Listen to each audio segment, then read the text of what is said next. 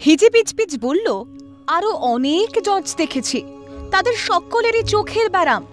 একজনের মাথার ব্যারাম ছিল, সে সব জিনিসের নামকরণ করত। এই লাইনের সঙ্গে প্রতীকী চোখ, প্রতীকী ব্রেইনের সম্পর্ক খুঁজতে যাওয়া বৃথা। 10ই সেপ্টেম্বর সুকুমার রায়ের প্রয়াণ দিবস, তাই তার হজবরলা একটু মনে করা আর কি।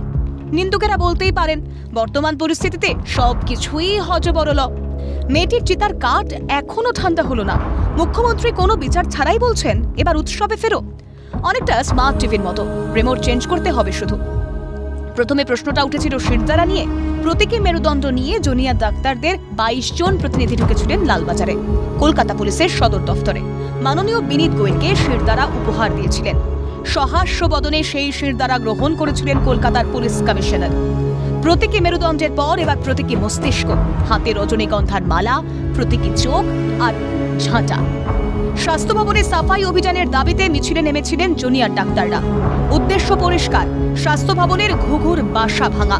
উদ্দেশ্য পরিষ্কার, এবার যাতে যথার্থ মস্তিষ্কের ব্যবহার হয় স্বাস্থ্য ভবনে। উদ্দেশ্য পরিষ্কার, যেন সাদা কালোর প্রভেদ বুঝতে পারে স্বাস্থ্য ভবন। প্রতিবাদের কোনো রং হয় না, প্রতিবাদ রং নেয়। আগুনের রং, জ্বালা মুখের গা বেয়ে নেমে আসা লাভার রং। আটকাতে ফের ব্যারিকেড। সুপ্রিম কোর্ট মঙ্গলবার বিকেল 5টা পর্যন্ত সময় দিয়েছিল কর্মবিরতি তুলে নেবার জন্য। জুনিয়র ডাক্তাররা রাজ্যকে 5 দফা দাবি মেটানোর চূড়ান্ত শর্ত দিয়েছে।